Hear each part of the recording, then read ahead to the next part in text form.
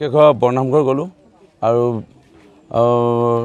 তাত ৰাতিপুৱাৰ পৰা থাকিলোঁ, প্ৰসাদ খালোঁ আৰু আহিছোঁ।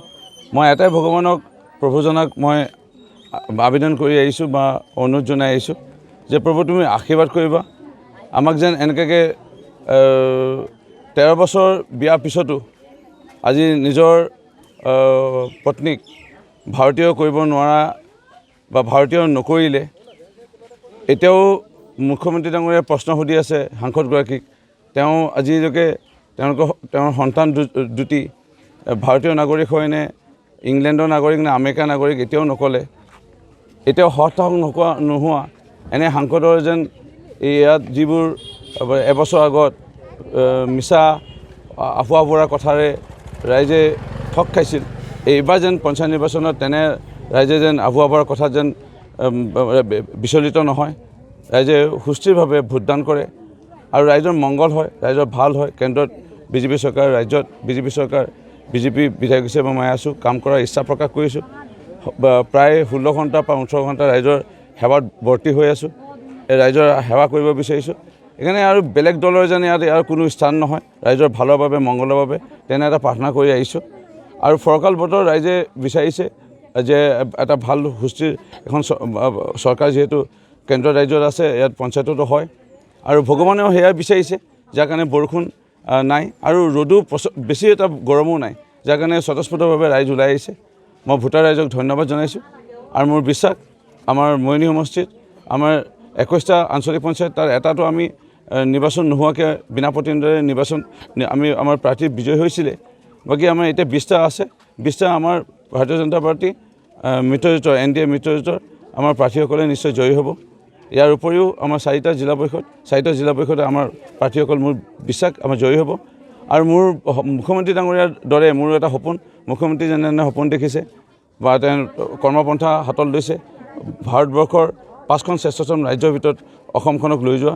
ময়ো 126টা সমষ্টিৰ ভিতৰত পণ বান্ধি লৈছোঁ। অসমৰ 10খন লেখত ল'বলগীয়া সমষ্টিৰ ভিতৰত আৰু মৰিয়নি সমষ্টিৰ স্থান এই 10ৰ ভিতৰত যেন থাকে, পাৰিলে আৰু ওপৰতে থাকে, এনে এটা মই পণ বান্ধি লৈছোঁ আৰু তাক মোক সহায় কৰিব প্ৰভুক কৈ আহিছোঁ। কাৰণ ৰাইজে ইতিমধ্যে দেখা পাইছে যে এটা প্ৰধান বিৰোধী দল বুলিবলৈতো অন্য ৰাজনৈতিক দল নায়েই।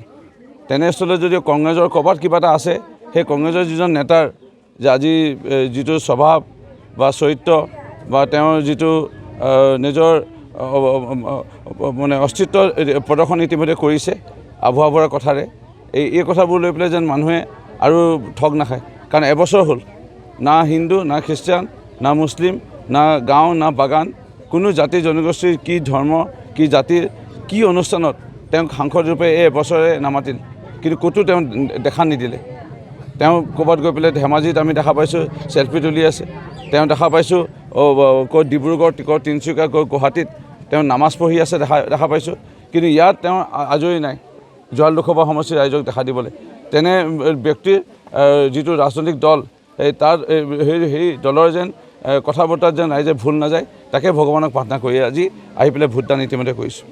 চাওক, আমি সাহস এইটো কাৰণে কৰিলোঁ কাৰণ অসম গণ পৰিষদ দলৰ অধীনত থকা এই বৰ্তমানলৈকে তিয়ক বিধানসভা সমষ্টিৰ যি অঞ্চল বামুণপুখুৰী আৰু বলমাৰ কথা ক'লে জিলা পৰিষদৰ এটা 9টা পঞ্চায়তে তিয়ক বিধানসভা সমষ্টিত আছিলে।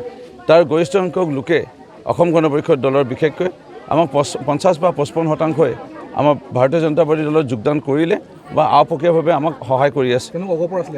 অসম গণ পৰিষদৰ তেওঁলোকে সাহস প্ৰদান কৰাৰ বাবেহে আমি সাহস কৰিছোঁ প্ৰাৰ্থিতা প্ৰদান কৰিবলৈ। সেইকাৰণে আমি আমাৰ প্ৰাৰ্থী 2টা জিলা পৰিষদে আমাৰ 4টাতে, কিন্তু 2টাত বিশেষকৈ অসম গণ পৰিষদৰ দলৰ কাৰ্যকৰ্তাসকলৰ কৰ্মীসকলৰ সহায় পাইছোঁ।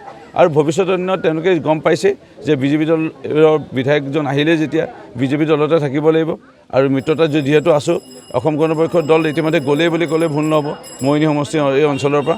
সেইকাৰণে আমি লগত থাকি বিধায়কজনৰ সহায় আগবঢ়াই সমষ্টি বিকাশ কৰিব লাগে, এইটো লৈ চিন্তাধাৰাৰে মানুহবোৰ আমাৰ সংগ দিছে কাৰণে আমি সাহস কৰিছোঁ তাত প্ৰাৰ্থিত্ব আগবঢ়াবলৈ।